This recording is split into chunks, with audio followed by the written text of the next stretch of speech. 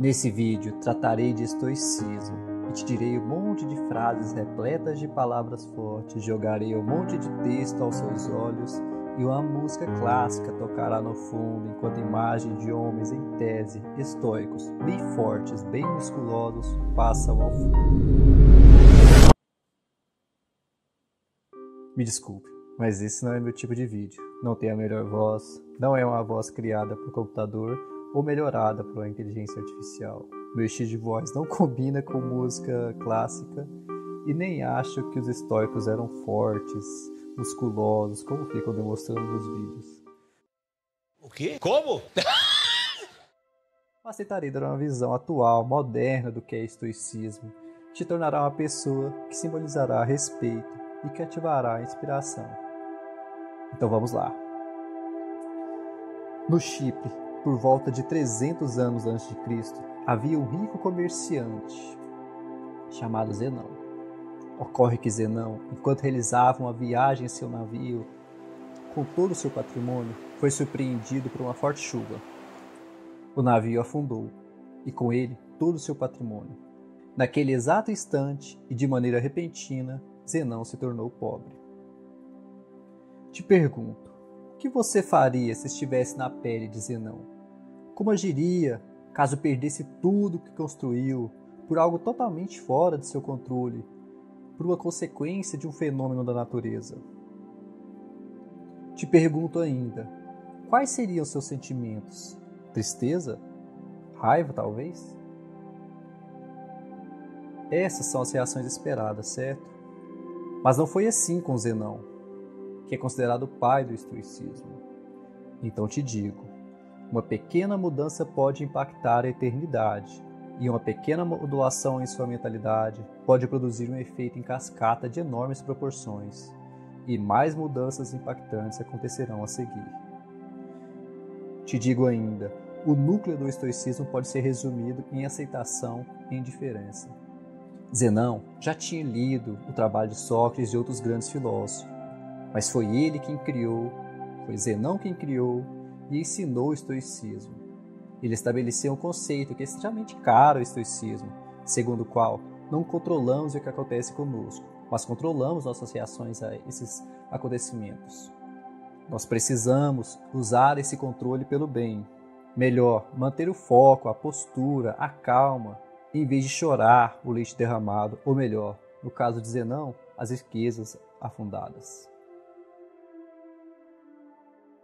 Atualmente, tem-se uma visão de que os estoicos eram pessoas inquebráveis, pessoas que não raro eram desligadas de emoções extremadas, que não passavam raiva, ou que não sofriam por ansiedade. Contudo, a ideia inicial do estoicismo é muito maior que essa. O estoicismo é um modelo de vida secular, aliás, milenar, com um modo próprio de enxergar, de descrever e principalmente de entender o mundo. Curiosamente, ainda hoje, ou melhor, hoje o estoicismo se demonstra extremamente aplicável e provável que seus benefícios sejam ainda mais impactantes hoje. Digo isso pelo fato de o estoicismo nos permitir processar informações e emoções negativas e transformá-los em pensamentos que nos demonstram uma perspectiva única sobre o mundo. Perspectiva é tudo, mas é totalmente singular, individual de cada pessoa. No entanto, o estoicismo, os princípios estoicos podem ser aplicáveis e beneficiar a todos, sem restrições e, como resultado, qualquer pessoa, de um então escravo, como no caso de Epiteto, até o imperador, como no caso de Marco Aurélio, podem aprender e tornarem-se estoicos, e os dois que citei o fizeram. Complemento. Epiteto sequer era um nome, apenas significava algo que foi adquirida, como expliquei no vídeo acima. Mas não só ele, Sêneca, um grande estadista, e o imperador romano, Marco Aurélio, pessoas das mais relevantes de seus respectivos períodos, também foram estoicos e impactaram positivamente a si mesmos e, enquanto, contribuíam com o mundo. Tanto é verdade que criaram a ideia cosmopolita, cidadão do mundo. Acrescento, ainda, que naquela época entendia-se que mulher não podia e nem deveria discutir filosofia, mas os estoicos, desde aqueles tempos, discordavam disso. Então saibam, e eu friso, Ainda que fosse algo incomum à época, os estoicos defendiam a participação da mulher, antes mesmo de Cristo. O que eu quero puxar com essa ideia de as mulheres participando do estoicismo, mesmo naquele período? Eu quero que vocês entendam que a todos é permitido aplicar o estoicismo, que a todos é permitido entender as coisas que nos entristecem, pois nós todos sabemos que coisas ruins acontecerão, mas que nossa percepção pode ser positiva ou negativa. Quer um exemplo? Para dormir, para descansar, um dia de chuva pode ser visto como uma maravilha, como uma bênção. Todavia, se sua intenção é sair, curtir um parque, uma praia, um ambiente externo, a chuva pode causar reações negativas.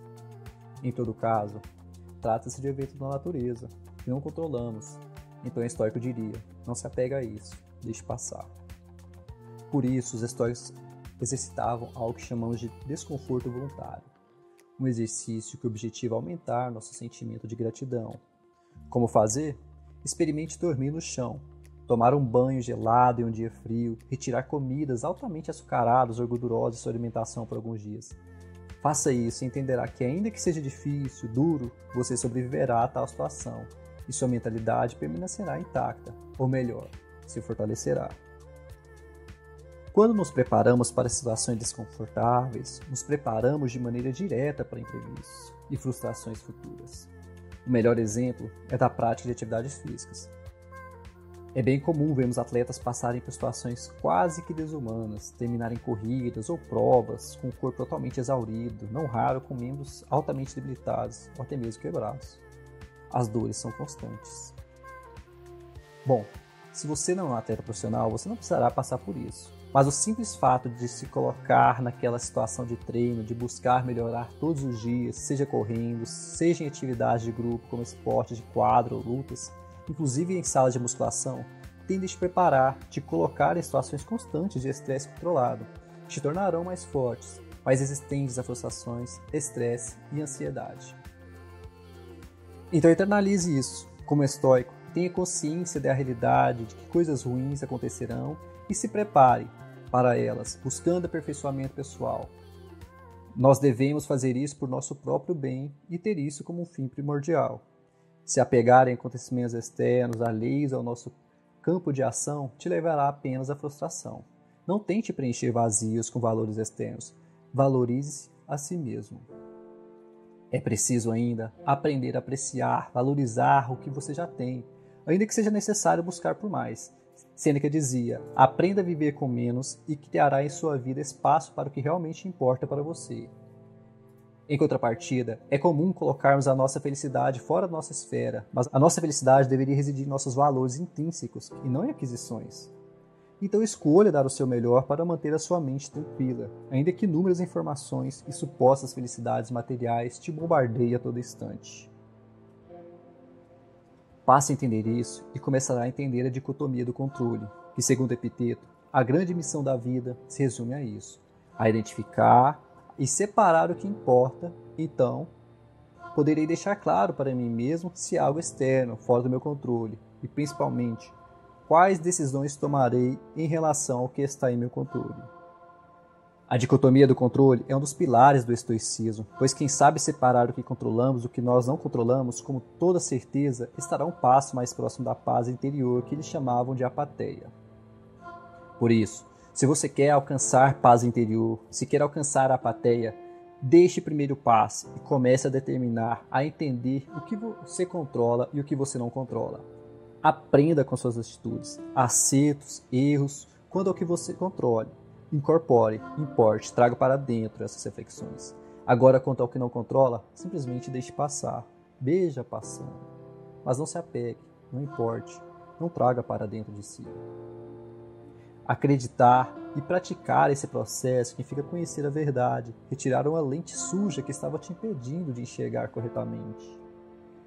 É quase que se livrar de algemas, de amarras que te colocam em uma realidade que vem de felicidade, mas que entrega tristeza, solidão, frustração, te leva à doença, à fraqueza. Mas o que eu quero dizer com isso tudo?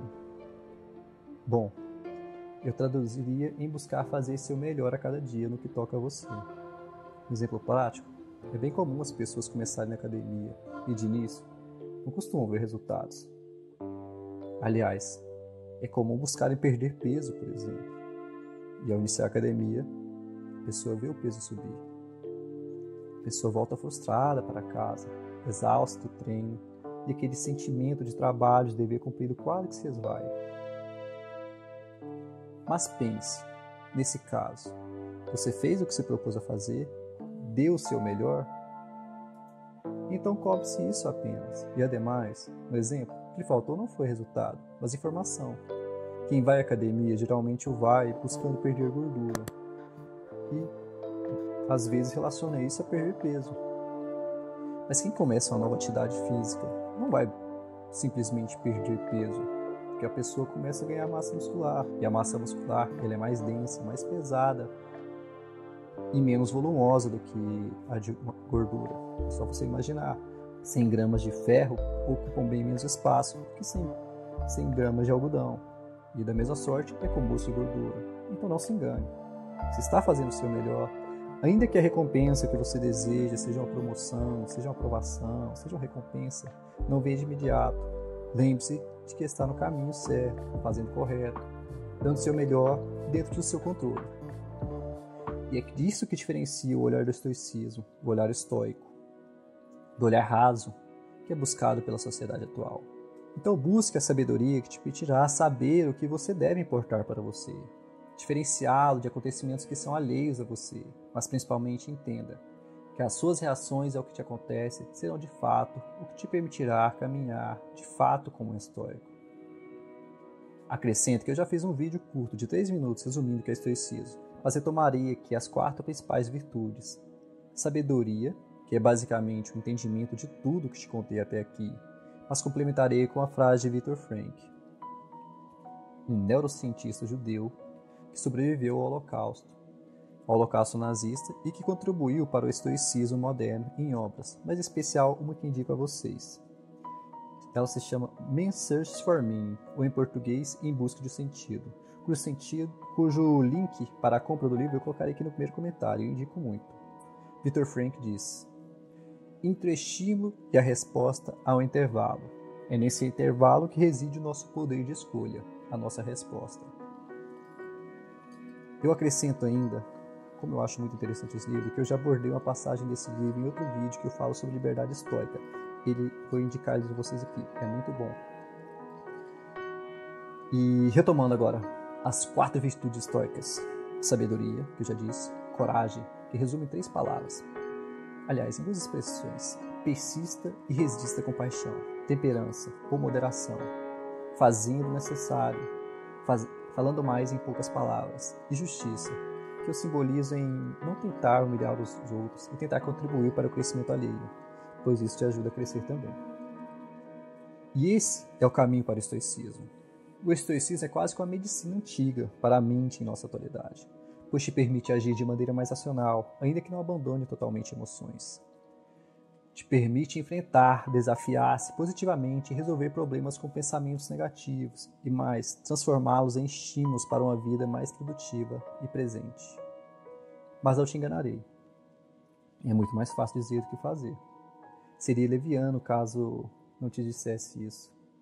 Mas agora você entende o caminho. E eu espero ter te demonstrado o caminho.